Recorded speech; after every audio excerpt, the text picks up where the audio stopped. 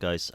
So today I wanted to expand upon a previous video where we covered a very basic major scale shape and sort of blow up that shape into a more expanded version of it. And this is something that's really helped me when it comes to coming up with more creative and melodic bass lines, as it increases in knowledge of the fretboard and what notes are available to you within that.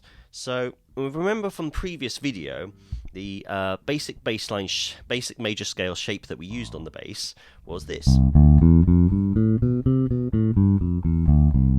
Okay, so where I want to take that now is a wider version of it. Now this is going to be quite a stretch, so don't try and do it all in one position. You will have to move a little bit. But what I want to do from that one is taking from the C major again, play the C on the 3rd fret of the A string again, D in the same position on the 5th fret, but play the E on the 7th fret of the A string. Then the F and the G in the same positions as before, but the A on the 7th fret of the D string, and then the B and the C octave in the same position as 4. So you get this sort of wider shape.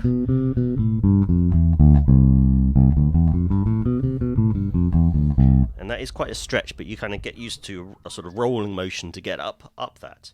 Now, where this is really useful is where you remember that on the bass, if you have any given shape, you can move that round and, you know, play in any different key, but also remember that you can also play it on a different octave of the same scale. So if we move down a string, so we've got a bit more space to play with, and start that shape on the G on the 3rd fret of the E string,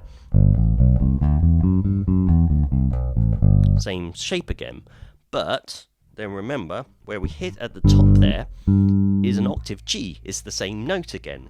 So if we take that principle of the shape being the same wherever we are, we can also play, can't quite get up to that top one because I don't have the extra string, but the 12th fret, which is normally either a double dot, or if you don't have that, then you'll have the 2 spaces either side of the markers rather than just the 1 space on the other side. So when you get up to here, that is the octave of the open string.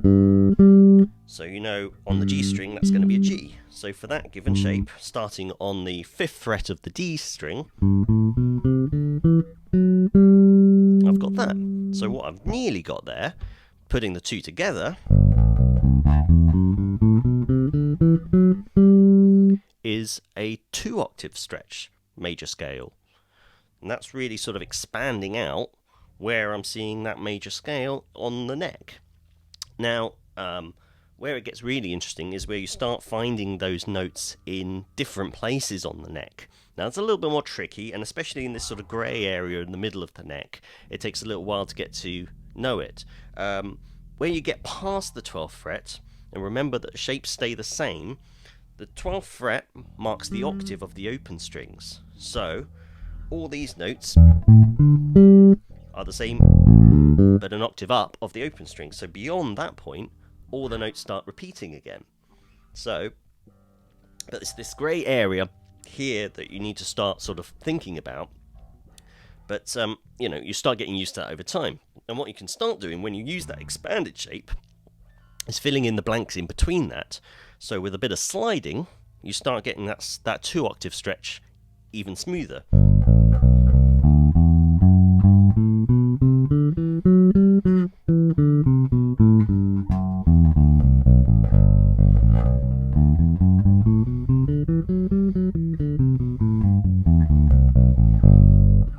Okay, it's something to work on. It's something to sort of start expanding your knowledge of the fretboard, but it's really, really, really useful. When I first discovered this, my bass lines that I was writing for the bands I was playing in started really getting more interesting, more melodic, and suiting the music better than just plodding along on the root note. And I would really recommend sort of working on that. So enjoy, and hopefully that'll start expanding your knowledge of the instrument.